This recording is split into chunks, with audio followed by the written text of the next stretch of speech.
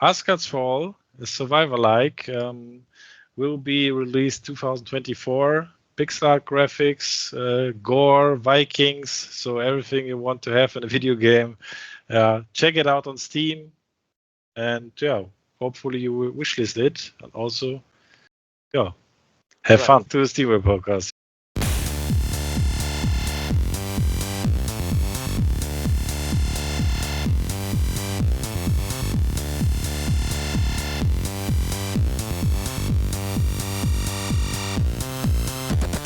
It's the Scene World Podcast. What's happening? I'm AJ. That's Jurg.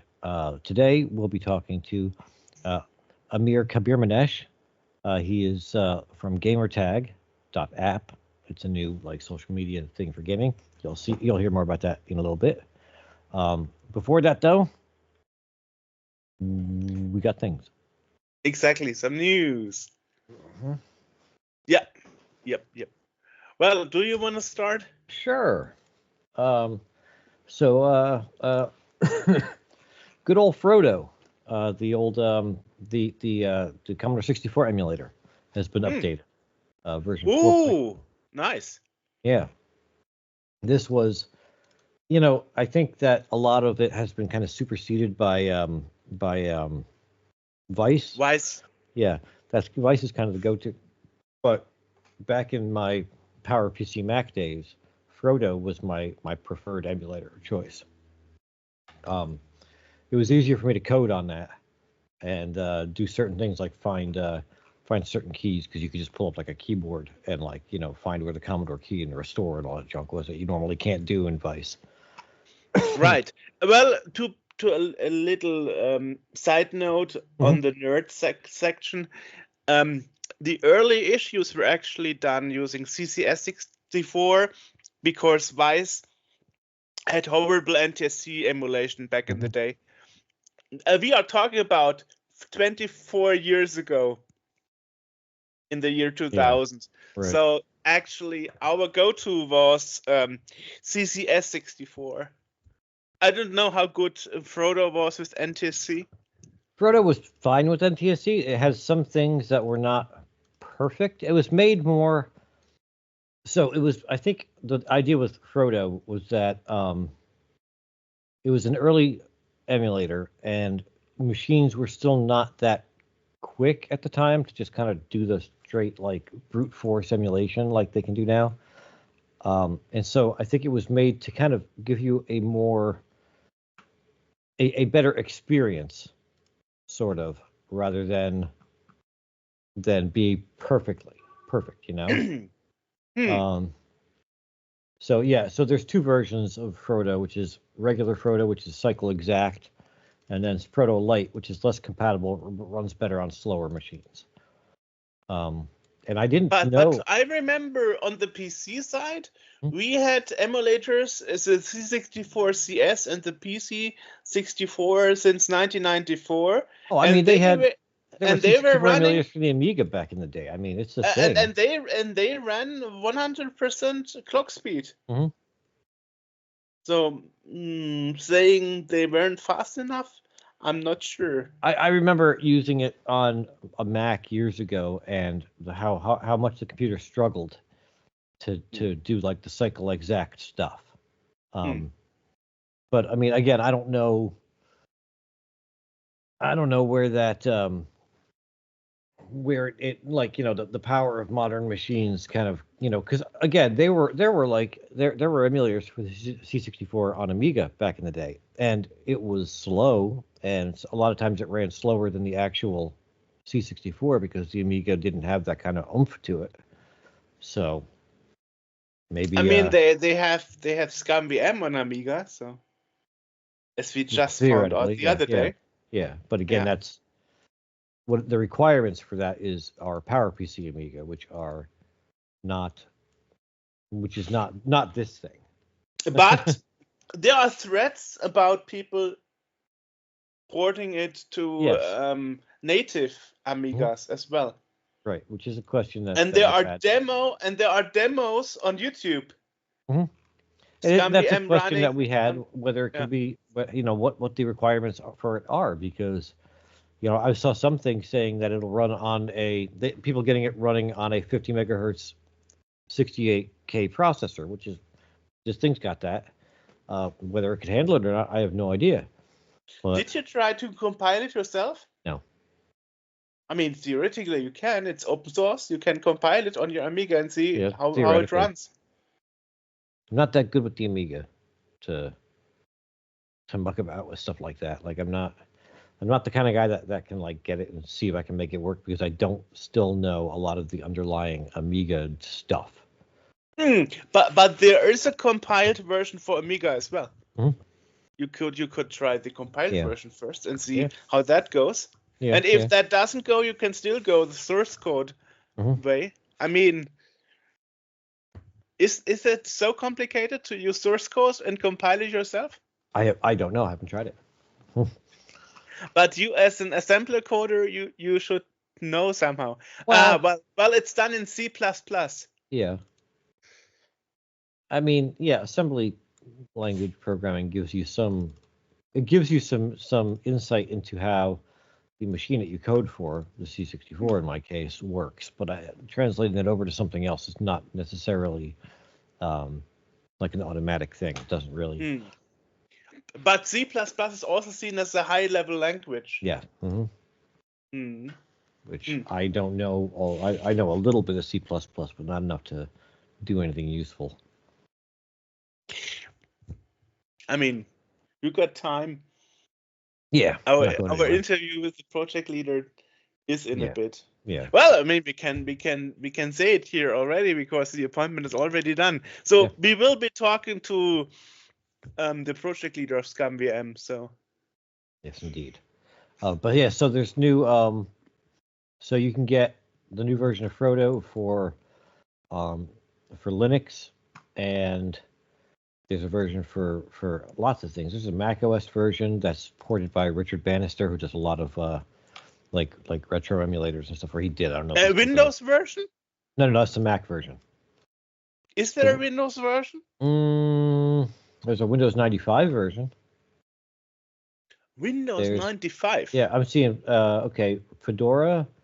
I'm seeing BOS for PowerPC and x86, Amiga OS, RISC OS, Windows 95 NT. Then there you have it. Yeah. Windows NT is Windows. Yeah. Well, XP, Vista, 7, Palm OS, 8, 10. Yeah. MorphOS, Sony PSP, Java, Wii, Nintendo DS, WebOS, Android. There's a lot of versions. So nice. Yeah, you can I check actually it out. never tried it on Windows, because I remember 24 years ago it was at some point only a Mac thing, right? No, it was never. No? Richard Bannister is a Mac programmer. Was a Mac programmer. He ported it to the Mac, but it was originally, I believe, a Linux thing. But it's also there for Amiga OS. Yes. Well, like I said, it's there for lots of things, and again, I think the Amiga OS version and the Windows version, they're all done by different people. It must be open source. But yeah, so that's yeah. Other news here, I've got there's a GitHub page for how to. So Core i64 is making a new CMD FD drive. The FD 4000, the FD, I guess 2000, and whatnot. And they have put up a new thing, the GFD 4000, which is a CMD HD 4000 or FD 4000 with a GoTech drive. So if you want to ruin your new FD drive by putting a GoTech in it, here's how. I don't, I don't have hate for the GoTech. It's a fine thing. For the 64, I feel like it's a little, like I can see for the Amiga, because, I could throw a GoTech in this external drive and then have that and kind of cycle through my disks. With the 64, I mean, you've got the SD to IEC drives. You've got the, lots of things. Like I can use a USB stick in my U1541. There's lots of things that let you do that already. So I don't really know what the advantage to having a GoTech drive would be, but I mean, if that's what you're into, you can do that. Interestingly, looking at the changelog in Frodo 2.4, I see new changes from 2.3. Basic and kernel ROMs are now included in the archive. Mm-hmm. So they got permission now? I don't know if they got permission. They must have. I've never put, it always just worked for me. I never had to put a ROM in there. This is going back in the day, back on the, yeah, but 2000s. you know that since Cluento has the rights now with their Forever 64, even the Ultimate 64 had to remove the ROMs with a firmware update. So you would firmware update your Ultimate 64 and it would stop working because you get a message like, please provide your ROMs yourself. Blah, blah, blah. So I guess the same happened with Frodo. If they are now back included, they had to be gone for. But also with the Ultimate 64, Jens Schoenfeld is making money off of that stuff. That's not Jens Schoenfeld. What the fuck am I talking about? No. That's totally different that's thing. Gideon Schweitzer from the Netherlands. Yes, Gideon Schweitzer is he's selling those, right? It's a commercial product. Gideon Schweitzer from the Netherlands. Yes. Yeah. Yeah, he's selling those things. It's a commercial product, whereas Frodo is not. Frodo is a free emulator. So maybe it's got to do with, they can use it as long as they're not making money off of it. Yeah, but if they are back now, that means they lost their rights in between. No. Otherwise, they wouldn't say it in the changelog that they are back. Or maybe now. It's are you looking at the the changelog for what? For the Windows version? From the last version, from 2.3. 2.3? The changes from 2.3 to 2.4. Oh, we're on 4.4. Oh, then. Oh, okay. Then I looked at the wrong changelog. Then okay. I see. Yeah, we're on version 4. Maybe I don't know if you're looking at the Windows version. Okay. Yeah. I see. The changelog for the 4th version is right on the top. Yeah. Okay. Yeah. I went too far ahead. Okay. I went too far down. 2.4 is still the current version for Amiga, I think. Or there's a 4.1 binary for Amiga. There's also a web interface. I see a lot of it for, it's Windows is 4.1. So it's so 4.4 is just okay. So it's Fedora. It's source. Yeah, Fedora and source code, and the Mac version. If you go to Richard Bannister's, that's 4.4.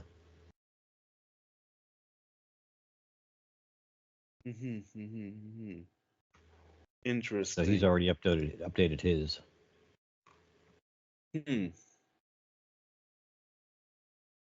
So now the question is, did somebody make an NT, Windows NT binary? I only see a 4.1 Windows NT binary.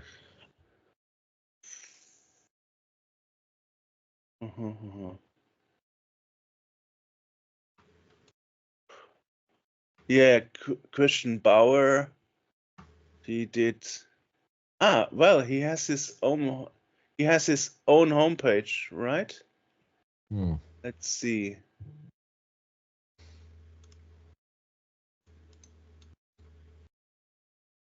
Yeah, he has his own homepage. Okay, let's see. Oh no, it actually goes back to the.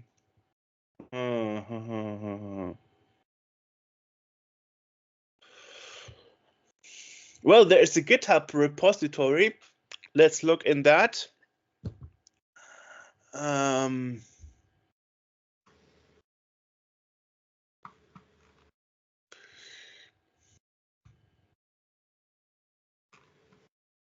Oh, okay. Yes. So if you want macOS, and Linux, it actually says in the GitHub you have to make it yourself from the sources, and he gives you instructions. Well, but not for Mac OS, no, because you can just go to the Richard Bannister port of it. It's right Richard there. Bannister. Yeah, it's right there. It's a different page? Yeah, he does. Okay, he does the Mac port of it. Huh. Hmm.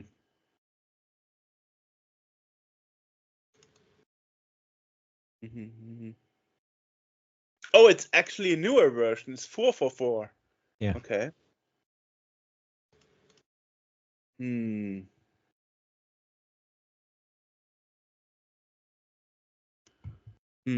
Okay, interesting.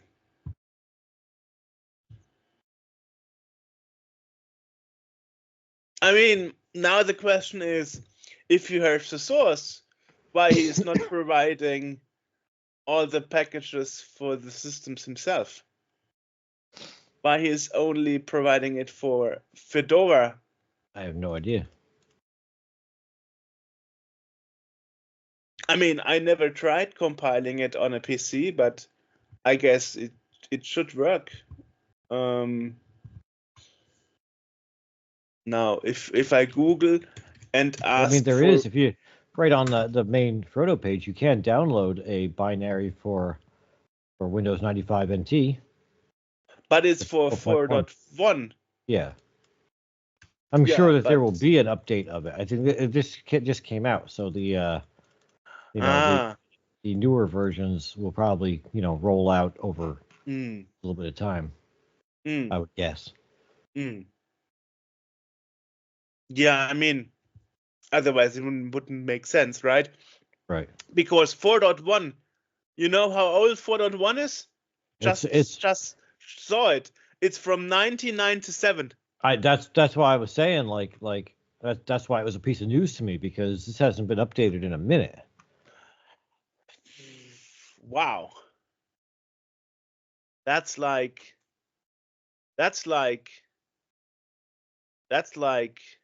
I don't know, over 30 years. Well, again, like I said, a lot of it was preempted by other emulators like Vice and whatnot, and it really wasn't that much supported. The one I always used was 4.1, which was on my old Power PC systems and/or Mac OS 9 even.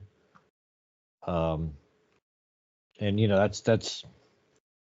that's what I used for a long time until I went to Vice, and then, well, actually the last demo I coded, which was in 2014, I think, maybe 2016. No, it was 14. I did that in emulators. I did that on the Mac, and I had a hell of a time doing it because Vice gave me guff. So I set up my old PowerPC G4, my old Power Mac G4, and ran Frodo on that. Frodo and Power 64, which is another emulator for the Mac OS. You ran it on that, so I could do the things that I couldn't do with Vice on my main machine. So it was kind of it was a process. I didn't have a C64 hooked up at the time, so I couldn't just code my stuff on that. Right. Yeah. So it's 27 years since the last update. Yep. Oh my God! I thought Frodo was basically dead. Well, yeah, it was. That's why this is news, because they updated it for the first time in a first time this century. Whoa. Awesome. Yeah, well, let's stay in the realms of emulators. Or, well, ScumVM is not an emulator. It's actually it kind of is. Yeah, but the team behind says it's more like a Scum environment replacement, because it's not executing the code per se, but the script language behind it. Right. Yeah. And similar games using similar script. Well, that's what Scum scripting was. languages. Scum was the engine ran the game, but it was a scripting language. Yeah. Anyway, thing is, I basically found out recently that the leader of the project ScumBM actually has a development blog, and his last post is from 2022. However, most of his posts are from 2009. But still, I found it interesting to mention it because it mentions some stories. Okay. Yeah. So the last post is from December 2021. Yeah, but still interesting stories on that small blog there. Interestingly, most posts are from 2008, but yeah, we would think the blog is disregarded, but considering the last post is from December 2021, I guess whenever he has something to add, he does it. Yeah. Very rarely. Anyway, I thought it was interesting to mention. Also, interesting to mention from our side is that our newsletter is back up. So, Ooh. yeah. So, I mean, you probably already got your issue for this month because you're also among the subscribers I saw. Okay. Okay. Yeah. So if you want to sign up, it's scene.world/newsletter, and there you will be redirected to the subscription form to subscribe. Yeah, Julio. and staying in the realms of production, Samsung will shut down Samsung Podcasts in December. Oh well. Yeah, so that means after Facebook, another provider saying no more podcasts. You know, I have a Samsung phone and I don't use Samsung podcasts, so I don't know. Huh. Yeah, I don't know. Yeah. I use Pocket Casts. It's a very good podcast aggregation thing. Nice. Yeah. Well, just thought I would mention it though. Nice. And the last news I have is Rockstar is working obviously on a new patch for Bali Shoulder Skip Edition on the PC. Bully Shoulder Skip Edition, Bully Scholarship Edition was a game where you are a bully in a school, obviously, and try to riot. What? Hang on, wait. I'm looking at it here. And the PC version is actually based on the PlayStation 2 release, and it's actually not working well for Windows 10 and 11 because it has a problem with the memory management system that Windows 10 and 11 uses. So what you need at the moment is a community-driven patch called the Silent Patch that fixes the memory management of the game to not crash every 2 to 3 minutes on Windows 10 or 11. And obviously somebody discovered a new testing branch on Steam by Rockstar. So that means obviously they continued developing updates for the game. This is by Rockstar Games. Yeah, it's by Rockstar Games. Is this like a wander around like a GTA kind of thing? Or in a school. You are a bully and you are in a school.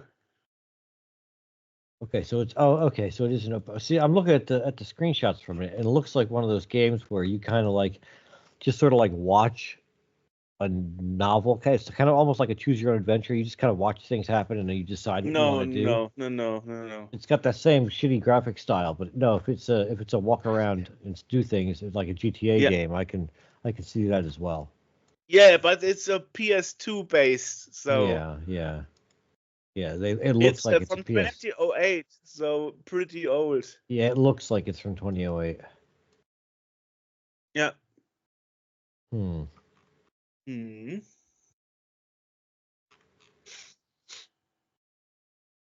Yikes. Okay, well, yeah, that's a thing. Weird ass games, man. What? Some weird ass games out there.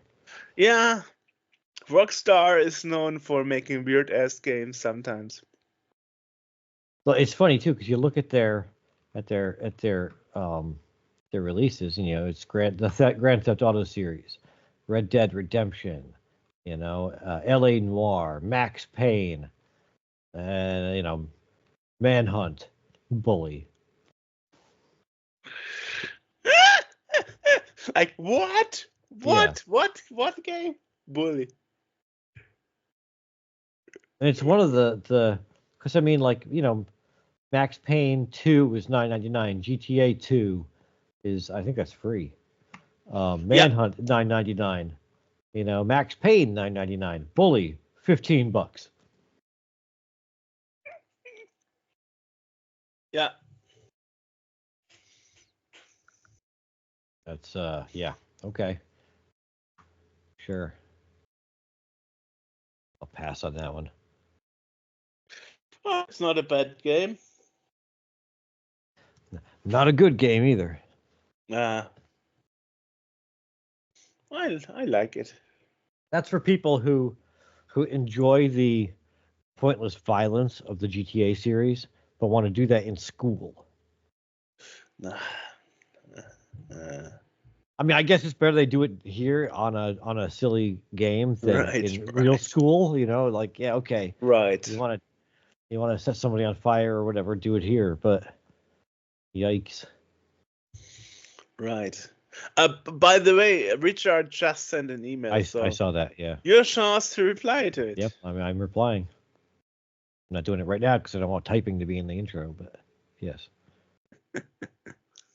Right. Yeah. So, any other news from your side? Nope. That's all I got. Okay. Nice. So don't forget to send me a link to your news. Righto. Was that just that one bit of news? No, I had Frodo and the GoTech 4000. Oh yeah, so you need to send me the GoTech one too. Yeah. Yep. Will you email that or will you put it in the chat here? Yeah, I'll throw it in an email. All right. So somebody wants to, it seems. So, if we're done with the news, awesome. Let's jump over and talk about GamerTag. Right. Bitty. Womp womp. Nice. What is my phone doing? What is this noise? So, today we have another guest, and today it's Amir Kabirmanesh from GamerTag. And you are the co-founder and CEO of that application, actually. And from what I understood, I mean, I installed it on my iPhone to test it out. It's actually a community to find fellow gamers, basically. Yeah. Right? Yeah. Alrighty. Yeah. Well, so nice to have you on the show. Thank you. Thank you for inviting me. Thank you very much. Awesome. Of course. Awesome. Yeah, thanks for sitting with us. Thank you. Awesome. Thank you. Yeah, well, so let's start with our typical question that we ask all our guests. What was your starting point in getting in touch with computers, and what was the starting point to say we want to make something like GamerTag? Perhaps a brief history of your time. Yeah. That's a good question. I just wanted to provide you some concept about it, how it started. I would call myself a serial entrepreneur, and whenever I wanted to introduce myself even to the investor, I have a big line that I'm saying that I had 6 startups in the past that neither of them work. So I know 6 ways that do not work. I haven't found the golden way to work, but I have failed a lot, and I always promoting it. I have been invited to different universities in Austria, Georgia, different places just to talk about my failure because I'm really proud of them. From each failure, I learned a lesson, and that was the initiative that I wanted to gather a team to do something big. Through these times, always my relaxing point was playing games and connected with my fellow gamers all the time. If I was on the top of my career or down part of the career, I was always playing games. I mean, it was a calm side of the life, just playing games, talk to the people, and just get relief for the whole craziness ongoing in the real world. So yeah, we were playing games a lot, and we had a couple of problems actually playing games. The main idea was started from a friend of mine, who is my co-founder, Aryan. He had this idea that in the very beginning, that because we were traveling a lot, I was in Iran initially, then I moved to Georgia, then I went to Turkey, then I came to Europe. I was moving along, and I wanted that whenever I wanted to enter a city, I wanted to know who are the players in a specific game in that city. I wanted to connect it to the real world, to the either FIFA player or the player on Call of Duty Modern Warfare series or something on Black Ops series, different variations. And we wanted to see that, okay, maybe it's a good idea that we can have a platform that introduces us to the nearby people who is playing what inside that particular region. Then we escalated the idea. We had three of us, me and my other two co-founders, Reza and Aryan. We decided that, yeah, we need a platform that gives us this chance initially. But of course, we wanted to be connected to the fellow gamers. We wanted to be connected to the shared interest on the content creation. We wanted to be connected to know exactly who is in our interest. But with the power of AI, not necessarily I want to look for everyone, and not necessarily I want to look for the other gamer, etc., etc. And yeah, we decided that, okay, we wanted to look for it. So what are the available platforms? Then we dig more to the market. It was a couple of platforms available, including Game3. But the thing is that it wasn't in the way that we wanted and our flow wanted. So because I was a business person, I did more research with the help of Aryan and Reza, and we developed a concept that, okay, we want a platform that is AI powered, that can connect people, and that can help game players to be connected to the familiar people, to be connected to the game that they want. Maybe they are playing some game today, but would be their favorite game in 6 months. I mean, there should be a platform who can introduce you to the favorite game in your game lives, basically. That was the initiation. Then we were in the gaming world. And the second thing was that we are also a game developer ourselves. And we had this problem that the market in the gaming world, I not wanted to use monopolistic, but it's dominated by major players. Now, if you are an indie developer, you would have a hard time to stand out in the crowded market. You're either part of one of the big players, or you can just not really show your game that you develop to the final audiences. And then we wanted to help those game developers to get the exposure that they deserve, because we believe that there should be a platform that really encourage innovation. I mean, we need innovation, not in this crowded market, but necessarily from any individual. The idea that I'm always pitching it is that I wanted to help a game developer in his bedroom in Tokyo of Japan to promote his game tomorrow in New York without anything between. Okay, that's the idea. If you have some cool thing, you should have one centralized platform that can help you. But at the heart of GamerTag was something much more important. It was children. The gaming world is the place that you relieve yourself, basically. So the idea is that nobody know anyone, okay? So it has to be pseudonymized, but also it has to be a platform that you can really be safe for children. Not in the boring way, like filterizing or something, but in the way that parents who are necessarily not gamers be relieved that the children have a safe experience. So that's something that we wanted to have also on GamerTag. So these things brings the three pillars of our portfolio. The first is GamerTag social media, which everything that you are now experiencing. The second thing is GamerTag developer boost, which we wanted to help indie game developer to get the exposure that they deserve in a centralized platform. And the third is GamerTag Child Safety, because we wanted to take at least the first step to make gaming fun and safe for the whole children globally. That's the idea behind GamerTag. Interesting. You mentioned, you mentioned being able to stand out in the crowd, as an indie developer from other people. One of the things that kind of threw me when I was researching this was the name of the platform being GamerTag. There is a Microsoft thing called a GamerTag, that you get through Xbox. And, have you found, it seems to me like it would be confusing to some people because, when I searched for GamerTag, I find all this Microsoft stuff, and you got to really look through it to find you guys. Yeah. The one thing is that it was a project from Microsoft. The GamerTag was a project from Microsoft that basically failed a couple of years ago. And we had a couple of names for the beginning, but we wanted to use GamerTag because we wanted to be the tag for you in the gaming world. So that's the idea of GamerTag. The name is legally owned by us in Europe, so that's not the issue for us.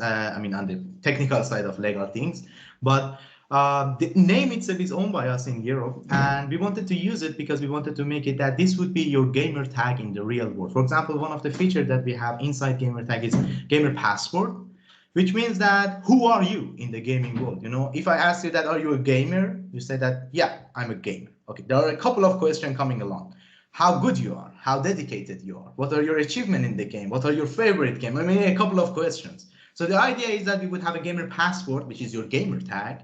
Then you can show it. It's a profile of GamerTag. You can show it, and everything on your achievement, on your gaming journey would be listed there. So that's the reason that we use the GamerTag world. We have a problem with Microsoft now to be listed on Google, but come on, entrepreneurs always have problems. So I don't care. Yeah, we wanted to be a standout in this way also. Two questions there. Sure. You mentioned in your first sentence to AJ's answer, it was originally a Microsoft project? Yeah. So it was a part of, I think, Xbox really early. Okay, so not only, as AJ mentioned, the name GamerTag, but also the concept was something Microsoft tried? Or that's not what he said. What do you mean? Just the name. Yeah, just the name was used initially from Microsoft, and that's the reason that we have, people heard about it at least. Okay, and now the counter question is, what is the current name? Microsoft ID or Xbox? I guess Xbox ID is the current name, right? Yeah, more like I think it's like that. Yeah. But right. Microsoft also has its own social media. A community, an app like PlayStation 2. Those are also would be our competitors, of course, but they have their own, and both platforms are quite exclusive. So GamerTag is more general. The idea. Right. Yeah, is there integration with other platforms? Like can you tie it to like a Steam account and whatever, so that all kind of integrates?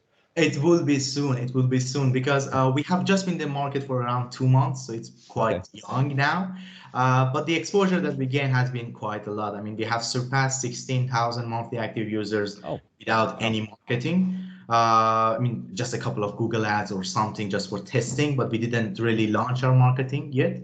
And we have surpassed 10,000 downloads just, I think, within 1 month. It was just really going really fast. I made the platform available in 60 countries, but it surpassed 100 countries joining GamerTag. So I have to be a little careful in that regard too. Yeah, but the platform is growing relatively fast because the idea is simple, as you can see, but the business plan is 210 pages. So it's really detailed and with lots of research that what we should do, because we would not do a feature unless we would make sure that the gamer community really needs it. So we have more than thousands of surveys conducted to make sure that this is the thing that we want to develop. The whole team is gamers, of course. The main people also gamers, community-focused gamers, but still the idea is that we wanted to make the ultimate social media for gamers. So the idea is that by gamers, for gamers, like that.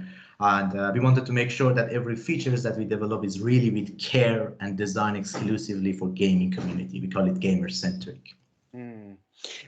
You mentioned before that with the GamerTag you have all like an elaborating profile of what games you play, what platforms you are on. So it reminds me a bit of back in the day in the late 90s, early 2000s with an ICQ number.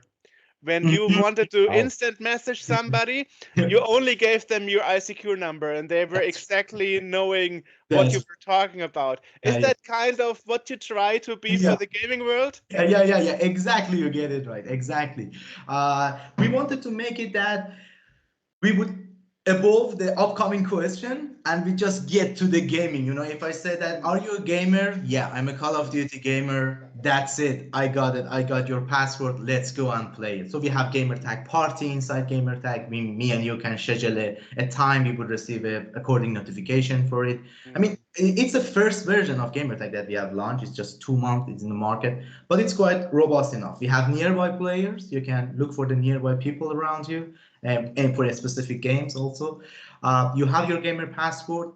The platform is AI powered, but really uniquely for the gaming community. I can elaborate on that, how it's much more different from the other platform. But I mean, you mentioned Game Tree. We had them here in the podcast as guests before, and of course, I wonder how you want to outplay the I don't know, the current market leaders in that field. I mean, there must be a concept. So please explain it to us. Sure. The one thing that I can really highlight from the beginning is the AI power feature that we have, okay? And I can give you a concept because we are all gamers, we understand what I'm going to tell you.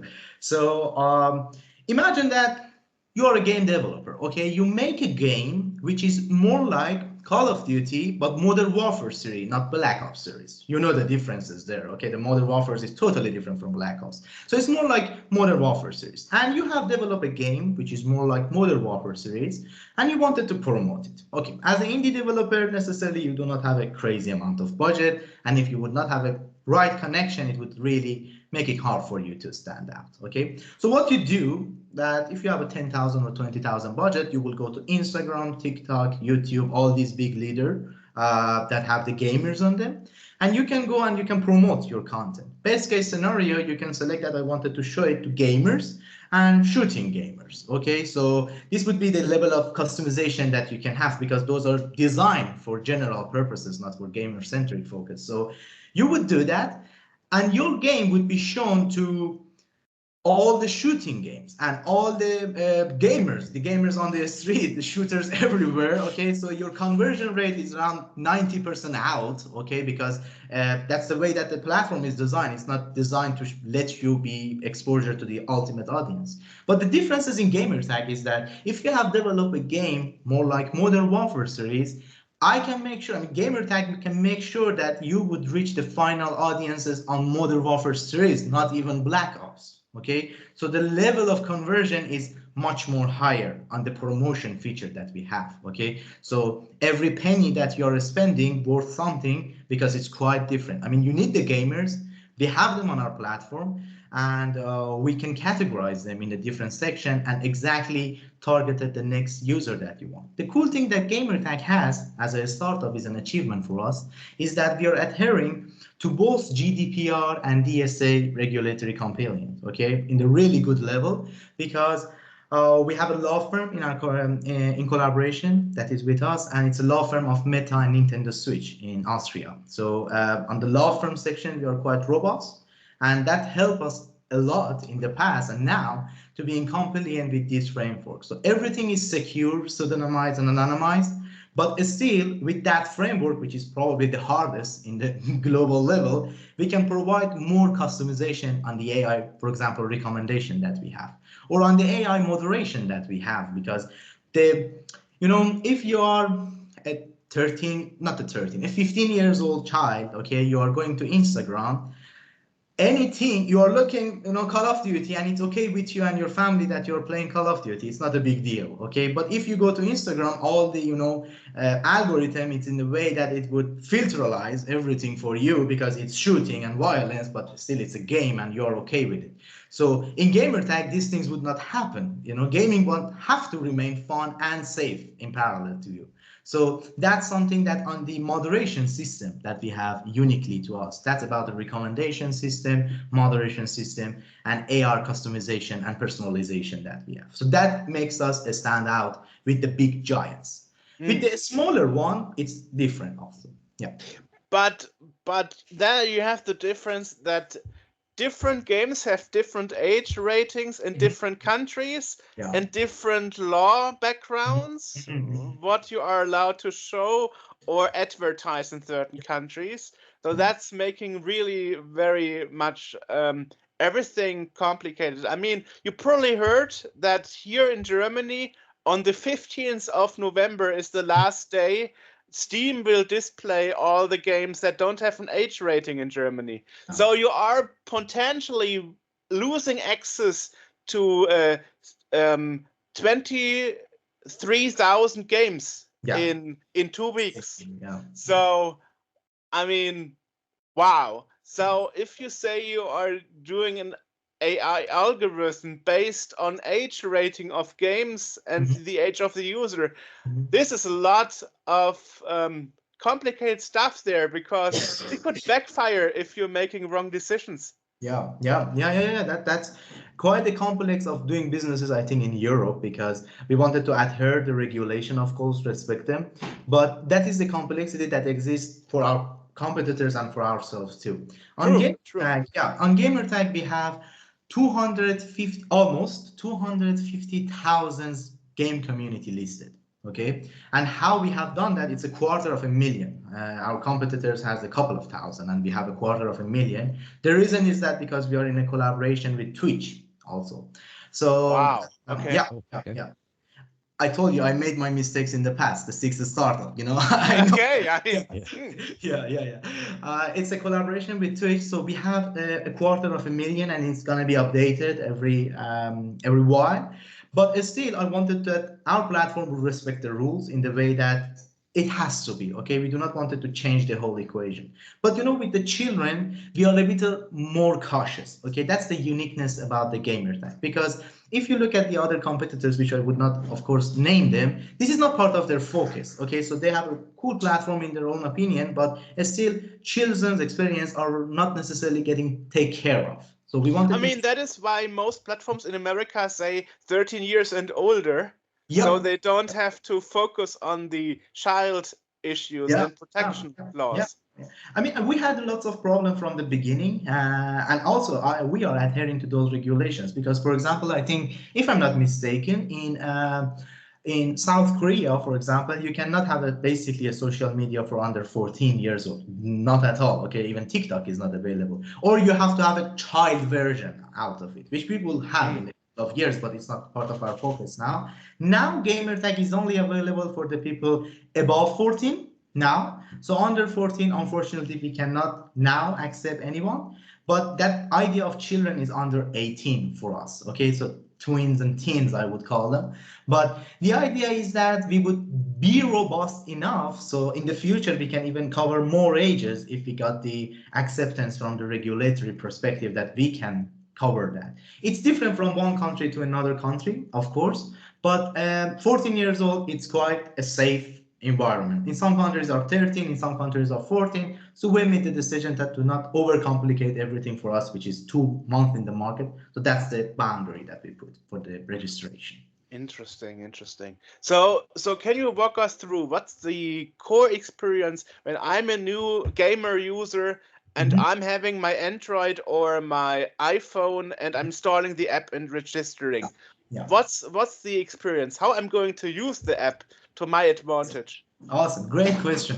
First thing is that you should put your age, okay? Because the platform would be adapted to your preferences. So the age is the same thing, the first thing that we need to have because we have to adopt the platform to it.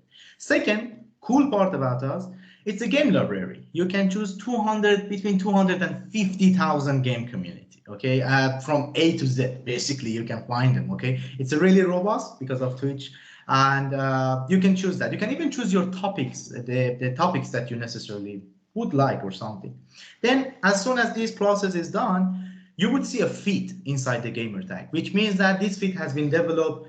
Okay, it's the first time that you're in the platform based on the choices that you have made until that point. So it would be customized from the very first step to you, and you have your own games listed above the whole feed, so you can be part of each community. The idea, behind it, I had a meeting with the game developer in Dubai, who surprisingly their game was listed on GamerTag, and in the beginning he was like that, why you have our game listed in your platform? Then I talked to him and said that, yeah, that's cool because you have the whole world community in one place. You can be part of this, and we would make collaboration together. And at the end, he loved the idea. He told us that how we can marketing this, because this is something that we're really worried about, because as a marketing team, we have to go to hashtag on Instagram, go to YouTube, find some content on TikTok to understand what people think about our platform, our game. But now everything is centralized inside one platform. So the idea is that you would have a personalized feed for you.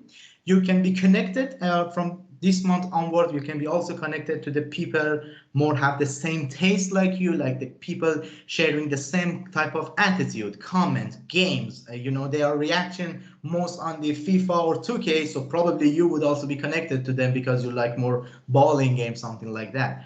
And so the platform would be more customized to you. You can connect with them. You can follow them, like X or Instagram, I would call it. You can follow them, you can message with them, you can even schedule a meeting for playing game with them. You can see that where they are, and that's just the beginning from GamerTag perspective. So many features also upcoming in the next couple of months and weeks.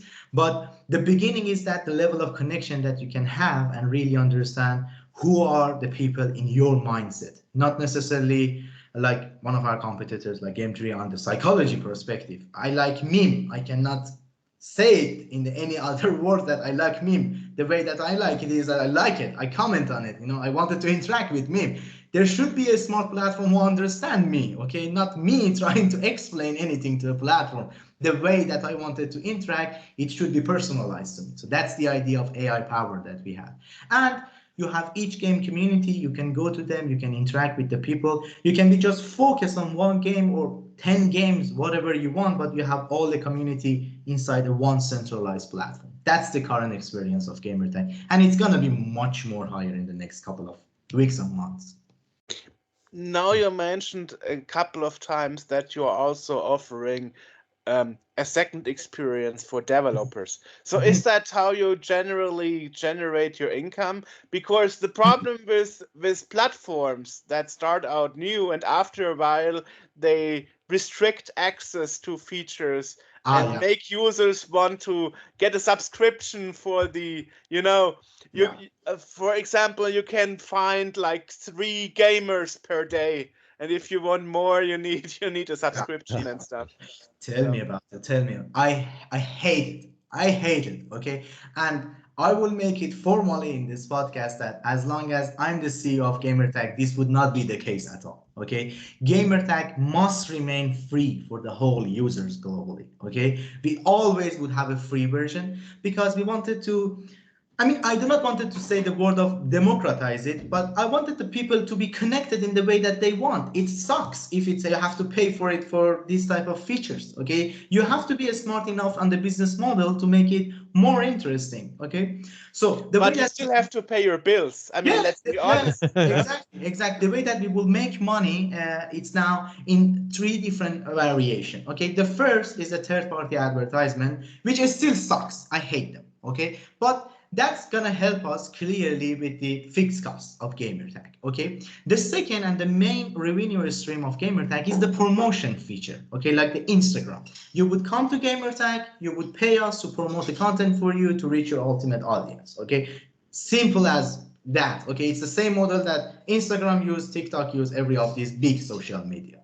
The problem of GamerTag was that from scratch, we were thinking big, okay? We were not thinking that, okay, this month we wanted to make a 1,000, next month we wanted to make 5,000. We were thinking that, okay, we create a platform.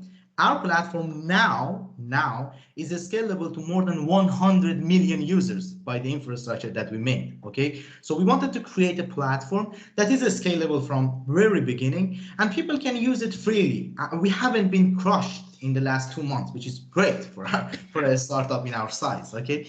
But that was the initial idea of GamerTag. So the promotion feature is our main revenue generating. Okay, and if we make even better revenue, maybe the third party advertisement will gone. Okay, it depends, because this revenue generating from the promotion is for game developer, content creator, influencer, branding, anything related to game. Okay, if you're a comics person or something, if anything related to game, you can brand yourself in an environment full of gamers. Okay, if you are an esport team, anything that is in the gaming world, you can branding within the community that is full of gamers. Okay, so that's the main revenue stream for us. Next year, we're also gonna do GamerTag Plus, which is a premium version of GamerTag, which would turn our business model to a freemium, but not in the way that you would not have an access to the free version. Always there is a free version of GamerTag. That freemium is for the people with a really unique experiences. You know, they want something really unique for them, or they have other purposes, so it needs more customization in their opinion. Still, I have to find out what are the ultimate thing that users might want. So that's the three main revenue stream of the GamerTag business plan. There are some other revenue, but it's not projected for the next 2 years. So these were three things. Interesting. The one thing that because now we are talking about business, it might be relevant, because for me, from the beginning was that we will create something special for gamers. And that's the reason that we have a gamer-centric team. All the people are gamers in GamerTag, and they are from 8 different countries globally. There are 25 people from 8 different parties. We have employees from America, Italy, Germany, here Austria, Malta, Georgia, Australia. Okay, global. I mean, our time-wise is crazy. The meetings are the problem most of the time. But the one thing uniquely about GamerTag is that until this point, I didn't accept any investment inside the GamerTag, okay? Because I wanted to keep the company in the way that the gamers want, not an investor wants, okay? It's not about how you make money. If I been diluted, it would impact a lot. So 100% of the company is owned internally by the co-founders. That's the idea, that from this point, we keep it in this way. We have him, spend a lot on developing it, of course, but it was to be in this way because I wanted to make sure that it would be given to the right hands, from the investment perspective. So that's something that basically I do not care, okay, because we wanted to make it the right type of collaboration, and I wanted to reach GamerTag in this level that, okay, we won the award, we won the user base, we have been recognized. Now it's enough for the people to believe in our vision and mission and our uniqueness. Mm-hmm. Now, of course, the question is, you said you approached Twitch and they agreed to be your business partner. Now, let's be honest. Amazon, they must think there is an advantage in helping you for some reason. I mean, they are not the good business people that just do it because they are so nice and wholesome. Not altruistic. Yeah, the partnership that we have with Twitch is with one of their subsidiary called IGDB. I don't know that you heard about it, or it's owned by Twitch. Yeah, the IGDB has this immersive amount of game documentary. It's their main focus. The business model of GamerTag, it's not like any other competitors. The business model of GamerTag. Okay, the social media for gamers you can call a lot. Okay, Discord is a great messaging app. Twitch is the perfect streaming, The business model of us is quite different, even with Game3 or the other competitors in their smaller size. Whenever I pitch GamerTag idea to an investor, it happens all the time. They would tell me that, yeah, but I think it's simple. Why such a thing doesn't exist? And then they go, and after 2 weeks, they will return back and say that it's crazy. Such a thing doesn't exist. Okay, so you're unique that the way that you are doing. If you're a gamer, you immediately understand this is not existing in the market. But yeah, I cannot predict about the collaboration that we have in the future. But the idea, I think, that from the giants is that they always looking for a good collaboration. They're always looking for from the beginning that what could have the perspective. They would not make a deal that if this cannot be really big, they would not make that type of deal with them. So I hope that this continue, but in the good way. That's the reason that I didn't accept any investor side, because I wanted to make sure that we would keep it in the way that gamers want until we need help, and then we would raise the money for it. Yeah. Right. Now, Jörg mentioned that he was looking at the iOS version. I've noticed that that's not available in the US at the moment. Yeah. That's one of the things on the regulation, because we also, I think we have to adhere to the HIPAA, if I'm not mistaken, the name.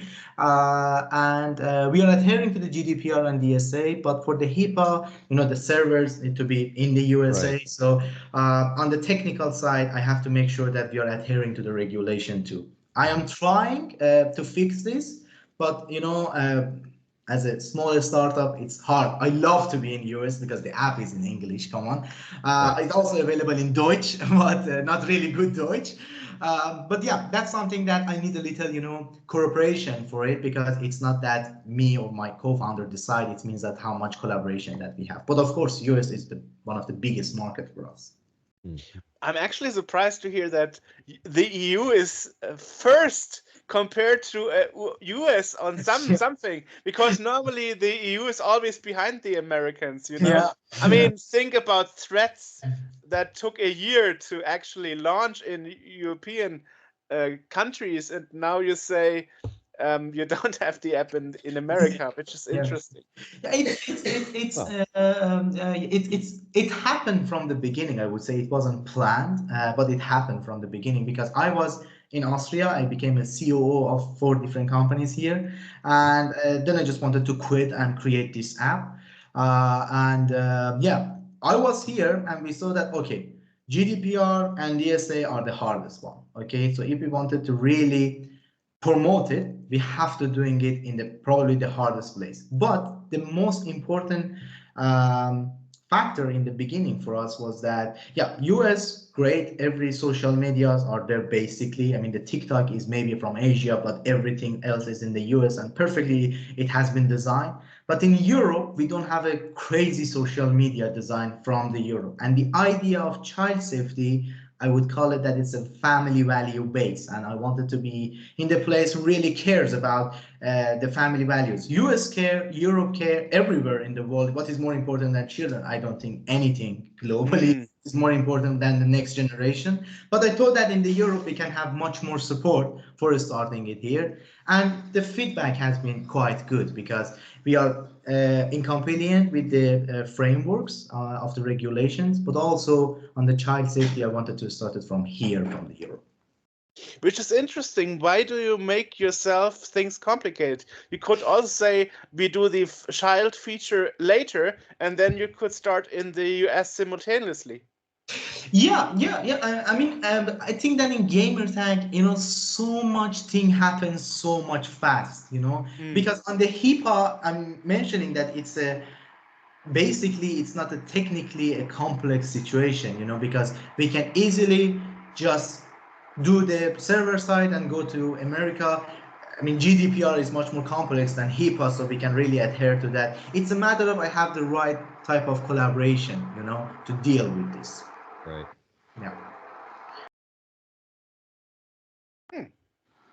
Sorry. No problem. I mean, it was just wondering, right? Now, well, so how do you think you could overcome cultural differences in gaming? I mean, for example, there are some countries where games and game companies don't really have a good reputation. I just think about China, where there is regulation now that children cannot play game after a certain hour of the day, or Is that a thing?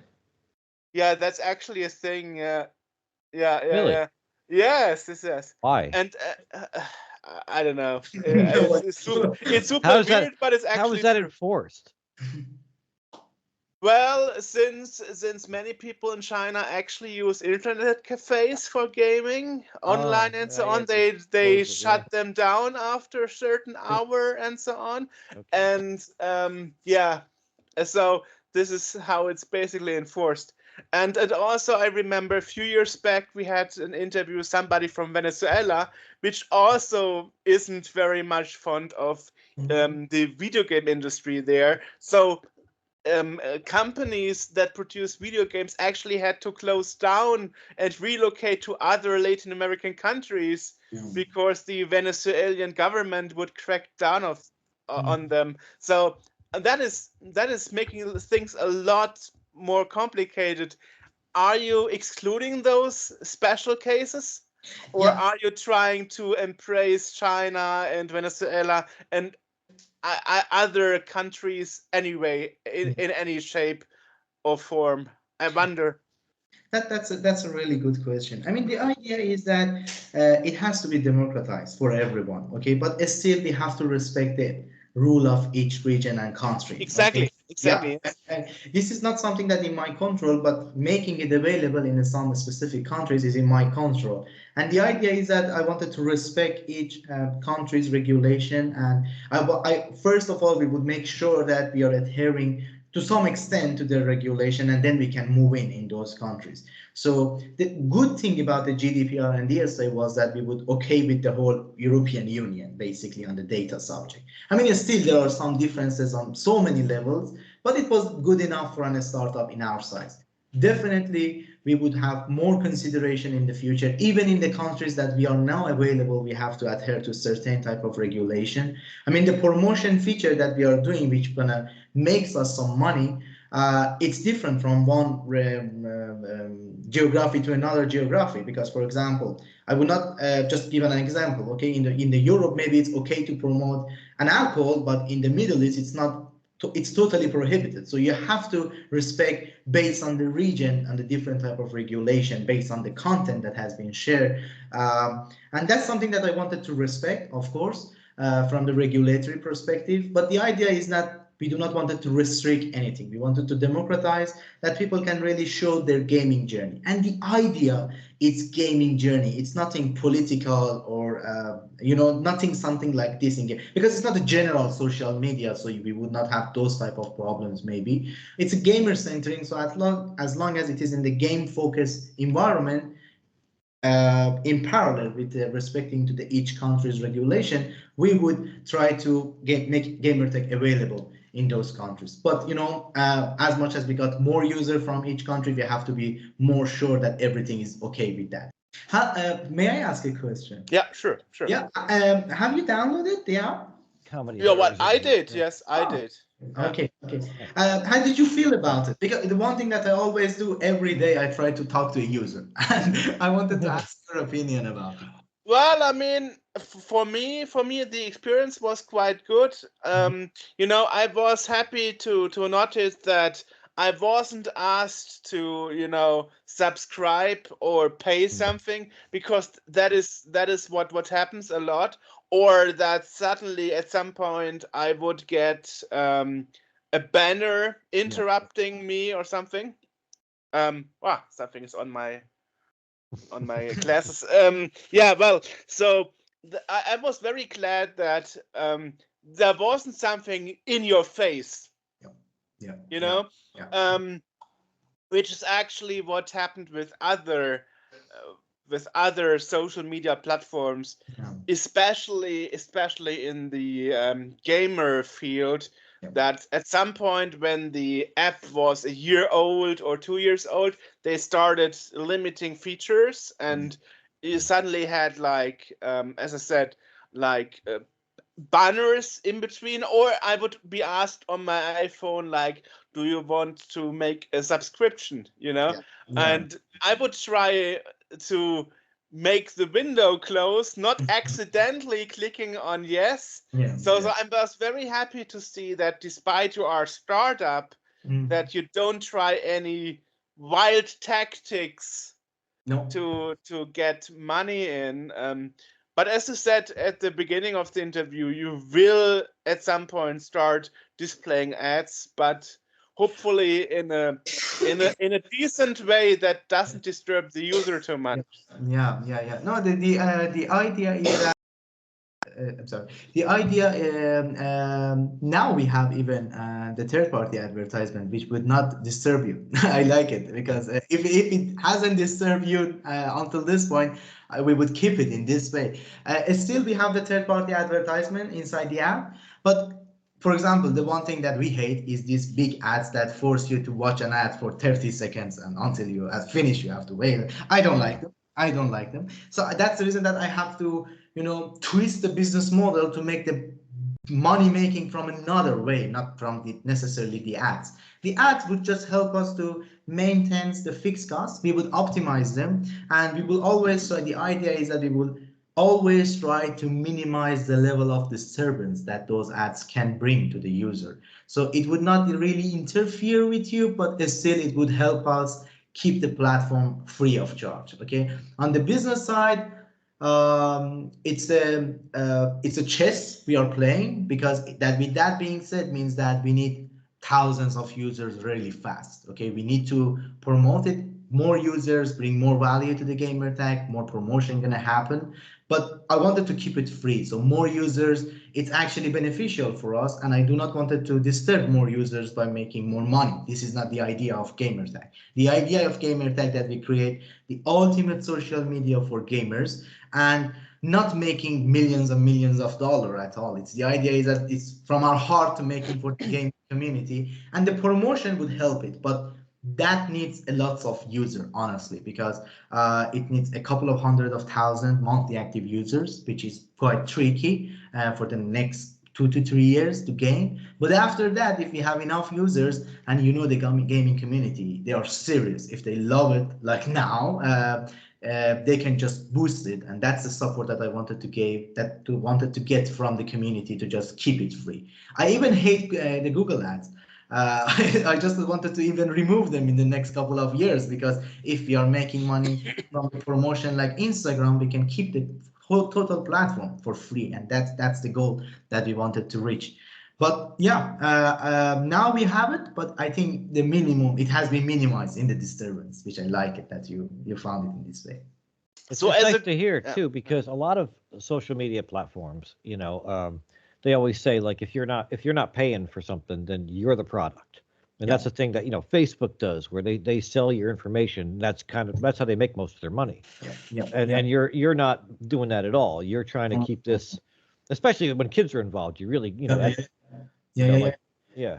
Yeah, you mentioned a really good point. One of the most important factor for us is the security of data of the user. Okay, we would not play with it at all. Okay, it's crazy that even as an owner we cannot be connected to it. Okay, I mean, onto some level GDPR allowed, because you have to keep the platform safe. That's clear. But we have now the blocking system, the content moderation, the reporting system, everything as a social media should have is now inside the gamertag, and our team are every day, 24 hours, analyze everything, that if everything should go okay with the content that has been shared. But the security on gamertag is in the really top level, and that's coming from our great dev team, the development team, and AI department, and our software department, because that's a level of high security that we wanted to have. Our business model is not on the data, like 2 or 3 of our competitors. Okay, our business model is not just on the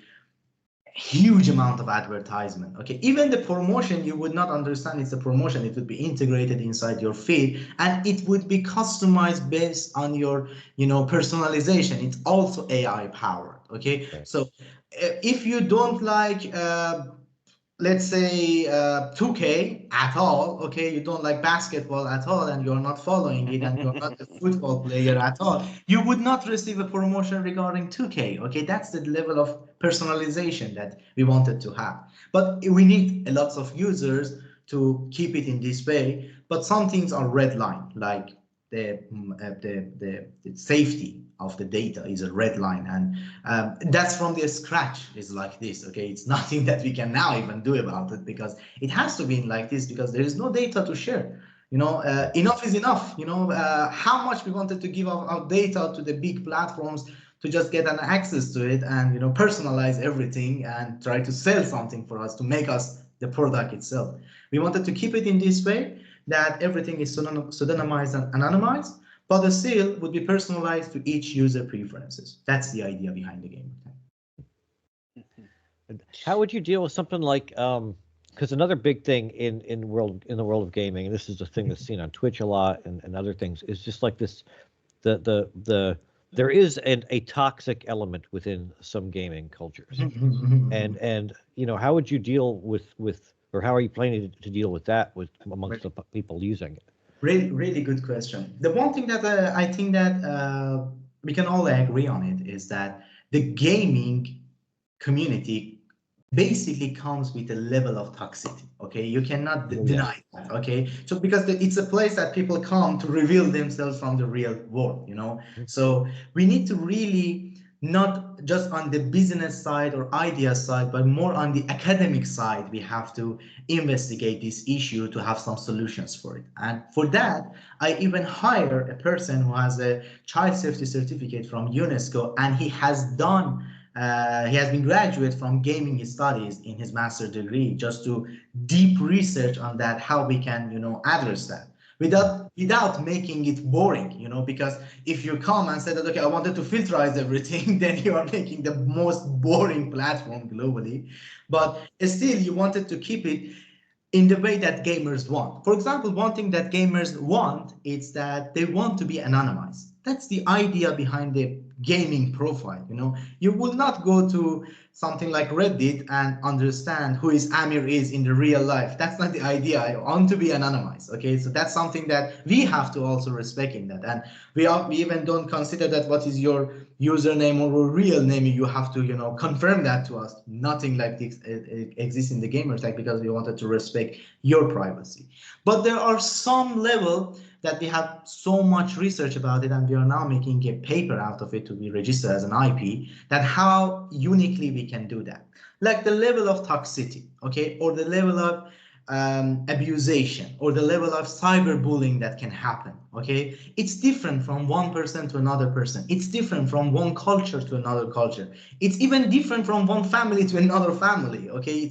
It's the valuation of each of these is different, and we have done a deep research and developed our business model out of it. So it would be, I would not say perfect, but it would be near to the perfect that for the whole audiences. For example, to give you an example, that on the child safety, okay?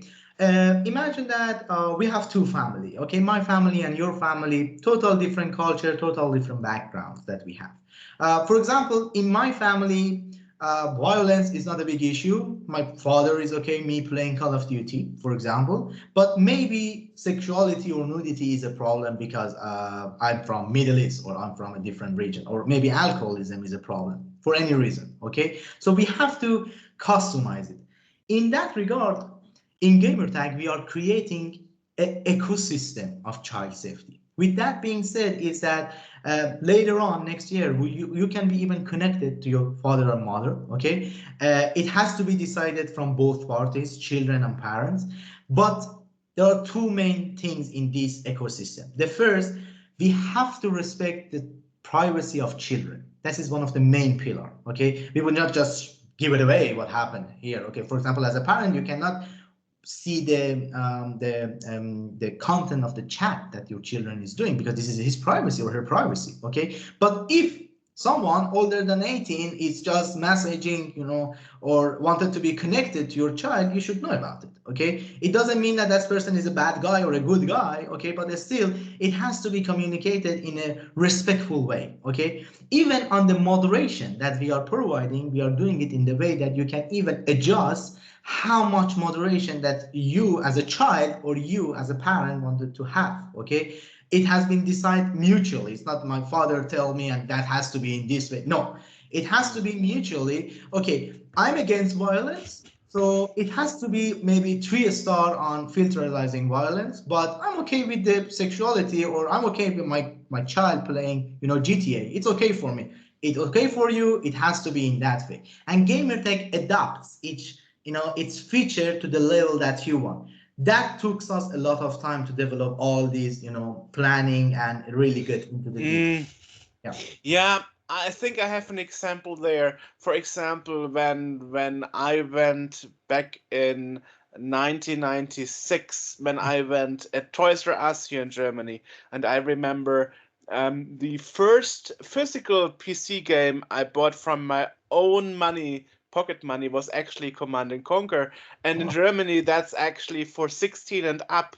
And I was 15 at that time, and at the cash register, my mom was like, "Okay, the 1 year difference doesn't matter to me. You can buy it, you know." And I guess that is basically what you are referring to. Yeah. So by law, I would not be allowed to play a game because I was 1 year too young. But as my mom said, it's fine.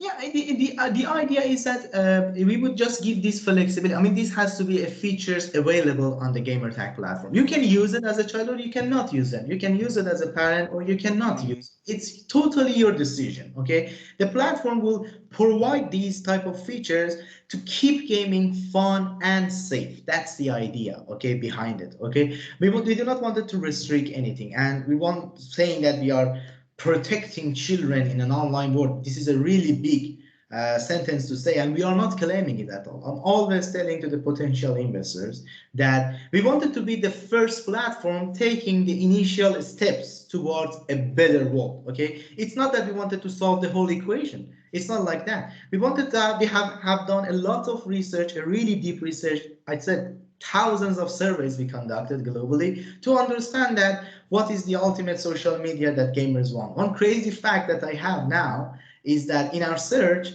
based on the things that we have developed, 95% of our audiences told that we want such a social media. And that's the reason that the GamerTag is going with the word of mouth. You know, I'm not putting anything in marketing and surpass more than $10,000 within 1 month. I actually scared because I thought that within the first quarter we would reach 5,000 monthly active users, and then it reached 16,000, and I was thinking, okay, guys, let me help to handle everything because I think it's going further than I thought. So that's the idea, because it has been designed by gamers for gamers. So we will try always to keep it in this way that it would remain the ultimate social media for the gaming community. Mm-hmm. Can we talk a bit more about what you are planning to give as a feature or feature set to developers? Because you mentioned it a couple of times, but so far we only focused on the end user gamer experience. Yeah. So, and you also mentioned right at the beginning of the interview that it is very hard for, as I said, indie developers to get a following and to be known. I mean, there are some exceptions. Sure. Just to imagine Dedelic, which became actually famous because of the horrible Golem game. I don't know if that is something you would want as a company, and for their bad work ethics. And oh my God, it's actually a German company, so wow. But I guess as you also mentioned, the big brands like Call of Duty and so on, I guess the hard part will be to get the AAA publishers, the big ones like EA, whatsoever, to support you as a platform. I try to explain it in the way that we think about it. Okay. Sure. The idea is that if you are an indie game developer, you would have a hard time to get the exposure that you deserve. Okay. And what does mean that you deserve? You deserve means that the game that you develop is popular, at least in your region. Okay. People are talking about it. People are, downloading it, using it. They are, making a promotion out of it. Okay. And for you, it's hard from the time that you finish your development process to marketing it, because you have to put, basically it's how much money you are putting to get more users to playing it. Okay. And if that's a cool game, and if you don't have a unlimited amount of money, you would be restricted in some points. Okay. So the idea is that when you have developed a really cool game and you get a good exposure in the market that you're active in, which we can understand, we can help you to pursue your globalization process, okay, region after region, country after country, continent after continent, and go global, okay? You don't need any publisher in between to help you, you know, you don't need to convince anyone. The one people that you should convince is the gamer themselves, okay? Who cares about the whole process and what's going on? The people like it, and it has to go globalized. It's the idea of viral video. You know, the video production now, it's that people love it and something go viral. It has to be a platform that do these things for games too. And we don't have it a centralized platform. And we need a platform who has the gamers on them. Okay, GamerTag just has gamers. Okay, it doesn't have, for example, a general audience. And if it's something working GamerTag, it can work globally. You know, and GamerTag could be, first of all, your marketing place, basically, because you can exactly target what is more appropriate for you. Then it could also be your community base. Okay, you can even list your game inside the GamerTag and centralize your whole platform inside the one, you know, centralized thing. Of course, you need your website and everything, but you didn't need to pay for blog articles. Go to Reddit and write about it. Talk on TikTok with the influencers, and go to Instagram and streaming it on YouTube or something. Okay, still you can do those things, of course. But if you have a centralized platform that all the people following your game is in one platform, you can do it much more easier. You can give your updates immediately, like a posting an Instagram photo, but inside the GamerTag now, because you are connected to your ultimate audience. The other thing that we have planned to do is through the development process. Okay, for example, how we can provide you with a robust authentication, so you don't need to invest in the authentication of your GamerTag. GamerTag could be your authentication process, but these are not really clarified for us how we can help them. So this is something that we put the focus later on. But for example, the promotion feature that I described it to you up to this point is exactly for game developer to use it to gain the exposure that they deserve. So that's the idea that we wanted to help game developer. Right now, I feel that a lot of promotion for developers happens on Steam. Yeah.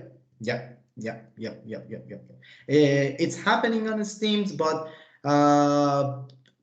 it's also have its own limitation. For example, if you are a mobile game developer, just to give you some example, the game industry is projected to grow to more than 400 billion valuation by 2029. Okay, just the gaming industry. Already, more than 60%, or exact number, if I'm not mistaken, is 60.3% of mobile game developers have reported that the market is overcrowded. They cannot gain the exposure. Okay, so there should be a platform helping them. Okay, yeah, we have a Steam, we have even Twitch also, but their idea is different from what we are doing. You know, we are more like, I would call X in the gaming world, you know, Twitter in the gaming world. Okay, right. That's the idea. But it's not X, it's not Instagram, it's not Twitch, it's not Discord, it's not even Steam. It's totally different world. I think that it's clear now for you what is the difference between GamerTag and Game3. It's totally different idea that we have. Yeah, GamerTag mostly focuses on the gamer and not so much on developers, or, you know, or being a promotion platform for new products. Not like that. Exactly. Yeah. So if I'm on GamerTag as a user, can I say I want to search friends who have a certain demographic? Yeah. Sure.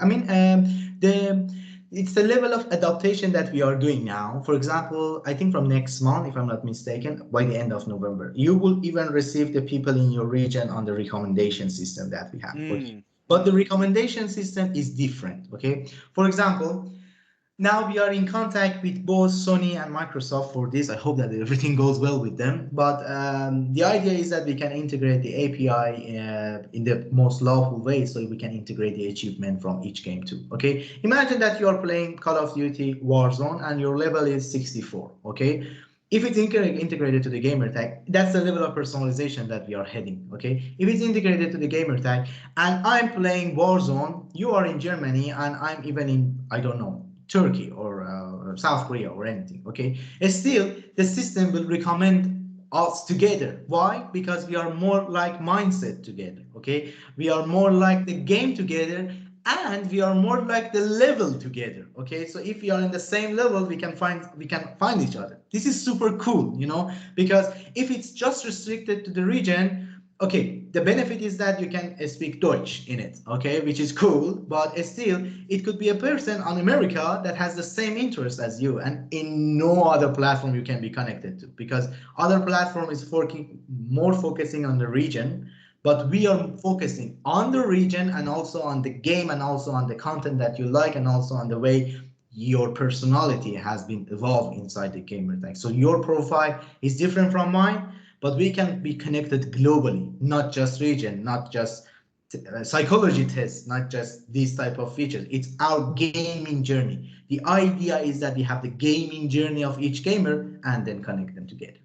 Now the question, I mean, you don't have to tell me in detail, obviously, because probably it's a business secret, but what do you do when somebody signs up and lies about age, about where he's coming from, all about that? Because all the concepts you explained only work if everybody who signs up is honest with the details he's putting. So I think that happens quite a bit, because I know in the US anyway, a lot of the social media platforms, you have to be 18 or older to get on. But I mean, there's lots of people that are below that are they're on there. They just put the wrong age in. Exactly.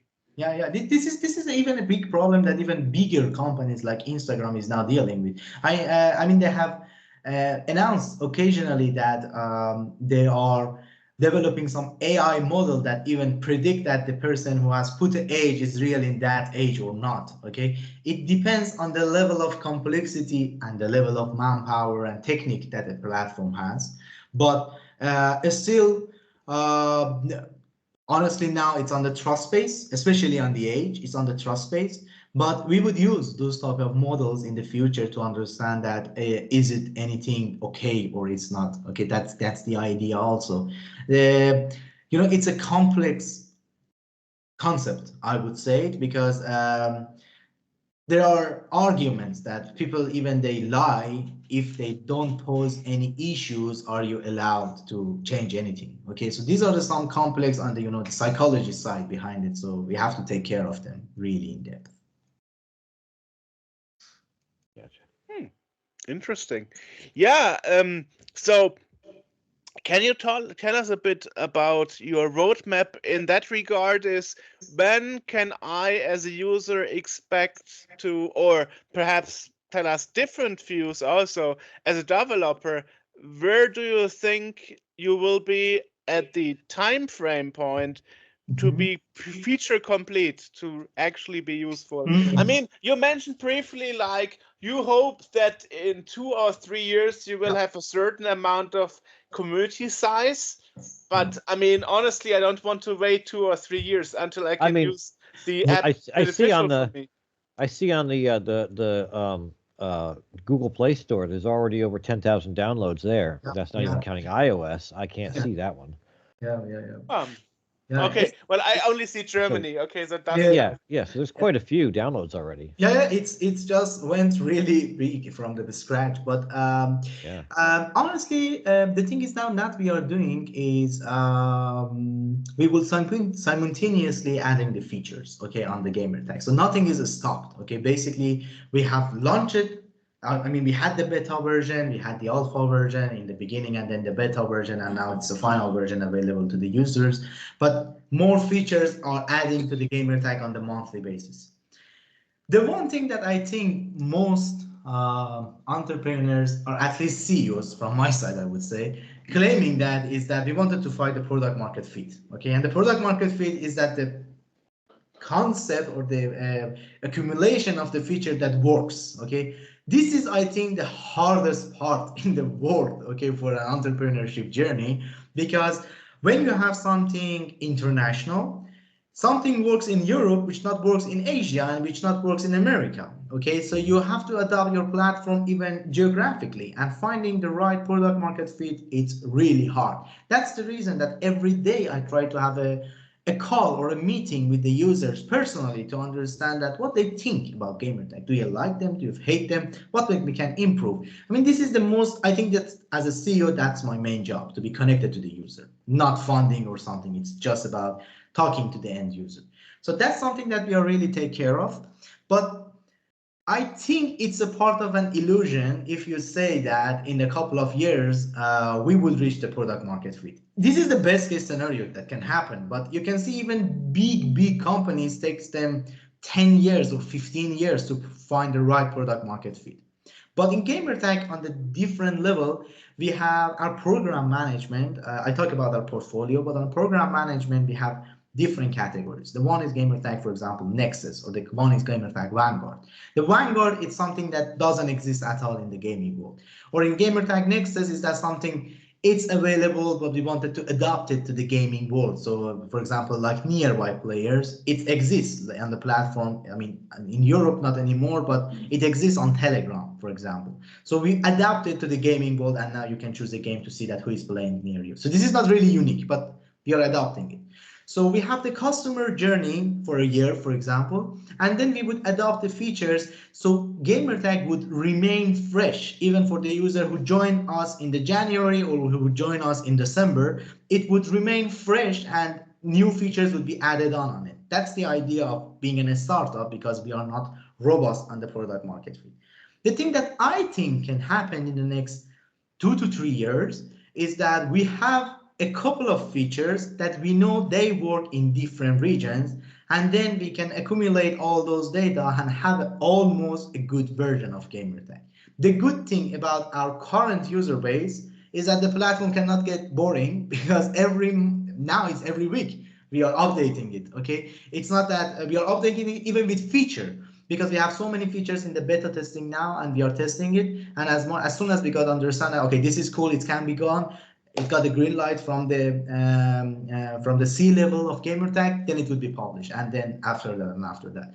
So it would not be boring at all, because some new feature, we would not be some of those platforms that now if you open them, some features is not working. We would keep it fresh, but hopefully the ultimate version would be achievable in the next 2 to 3 years. And the ultimate version is, believe me, totally different from the current version that we have. Even 3 months ago, when we launched it, it was totally different from the user experience that you have now. That's the level of differentiation that we have, because we are investigating a lot. We have a really robust R&D department, and we are immediately, because we are an agile team, we are immediately adapt the platform in the way that the users prefer. So that's the idea. Awesome. Nice. So where can people find out about it and download it and use it? Yeah, I mean, the one thing that we are in competition is the GamerTag name, as you mentioned. That's one thing that we are in competition. But yeah, the people can use it on both App Store and Google Play. They can download it. The platform is available in 60 countries, but I don't know how people from the other 100 countries are downloading it. Maybe they are using some VPN or something to be connected to different region. But the platform is available in the 60 countries, whole Europe almost, and MENA region too, a couple of countries in Asia also, which do not have some big restriction on the data regulation. It's not unfortunately available in America and in east side of Asia, like Japan or South Korea, because again, I have to adhere to those regulations. So yeah, they could be, I mean, they can always go to our website, gamertag.app, and it's always the last version there also to go to directly to App Store or Google Play to download it, or just search us on the Google Play and App Store, and then they can find us. Awesome. We'll put links to everything in the podcast description down below. Oh, thank you. That's Yes. May I ask you, do you have a time plan when you want to release it in Japan and USA? I wish that on the Japan, no, honestly, on the Japan, no, because I have to be sure that we are adhering to the regulations. And in some countries, is the level of restriction, it's not easy to adhere to them. So we have to be sure that at least on the government level of that countries, we are okay to go to that countries, because we wanted to respect each region's regulation, basically, as we did in Europe. Which is interesting. I always thought Japan is quite open to gamers and stuff. Of course, yeah, of course it is. Of course it is. The thing is that, honestly, I'm a really bad planner. To be frank, I'm a really bad planner. It's not good to say as a CEO. I mean, I predicted wrong type of MAUs in the beginning. In the beginning that we wanted to launch it, we're supposed to finish the platform in 2 years because, as you can see, it's a big platform. We did it in 1 year. Okay, so when we started, we finished it in 1 year. Okay, so I mean, I saved a lot of money to developing it, but it's still, it has to be a lot of sacrifices on the manpower to doing it. And we did it. It gets successful. I mean, we won the award, and now we wanted to even expand it to another region. My idea is that uh, from the beginning, we wanted to do the Uppsala model in the business. In Uppsala model, it means that you're covering in one region, you're a good market presence, and then you move to another region, and then to another region. But it didn't went in my plan, because now we have some users, for example, in the 5 rank countries, that even the GamerTag is not available in those countries, but it's a 5 rank people, downloading site. So those people are much more, those countries are much more interesting for us to be as much as, agile to be available. In America, I really wanted to be available sooner than the other region because the platform has the capacity to really grow also in America. But it depends on the type of strategic collaboration that we wanted to have. I opened now the first fundraising of GamerTag just to find a strategic collaboration. It's not about the money that we wanted to raise. It's about how can I find a good strategic partner in America and a good strategic partner in Japan and a good strategic partner in MENA region. So then I can really go to those regions and really understand the whole concept. It's quite hard if you wanted to do it from Austria and stay there. 2 weeks ago, I was in MENA region, met a couple of great, awesome people. Those regions are investing a lot in the gaming, like Saudi Arabia or UAE. I was amazed at how much interest it is regarding GamerTag, even at the governmental level. I really appreciated the chance that we had.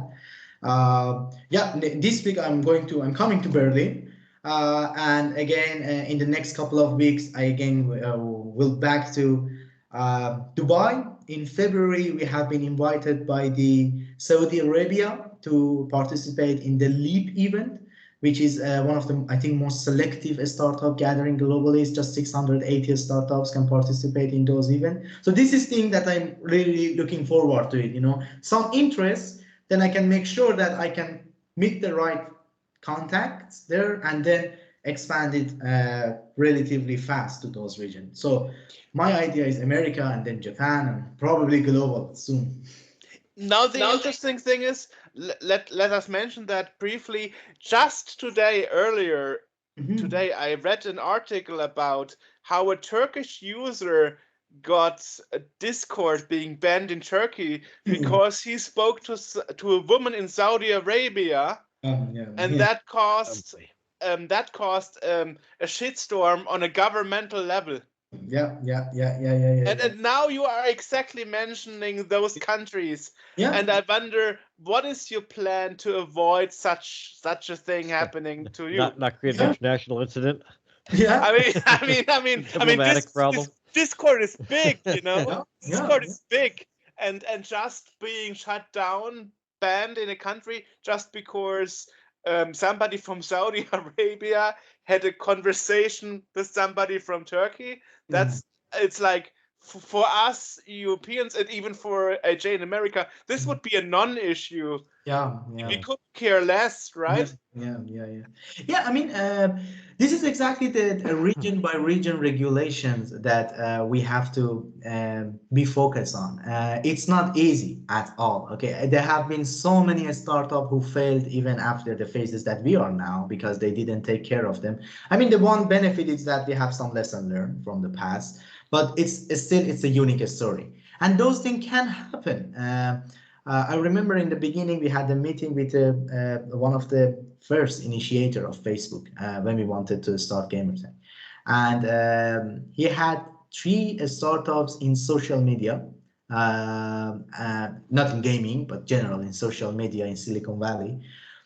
he told us a really good thing. I mean, at the time, it wasn't the GamerTag that we are now talking about. It was a presentation basically out of the GamerTag a couple of years ago. And he told us that I think your idea gonna works because it's really, really unique and nothing like it exists. But remember, it's gonna ruin your life. Because the idea it's just too big. It's just too big, and you have to take care of a lot of factors. It's not easy, but we are ready to deal with that. And if something comes along, there is always a problem and a solution to that problem. I hope that we can find some solution. But if something really restricted happen, of course we need collaboration, and that's the idea for any company that wanted to grow globally. I think this tends to happen to any social media, and we wanted to make sure that we do not have the falls and backs like the security and safety and all these things, like the privacy. We try to learn the lessons from the previous mistakes that has been happened. But exactly as you mentioned, in something like Discord, this thing can happen. So at least we know now what Discord did. It's a good lesson learned. Yeah. Right. Okay, well, thanks for spending the time with us. Yeah, Have a thank good you, one. sir. Bye-bye. You too. Bye bye.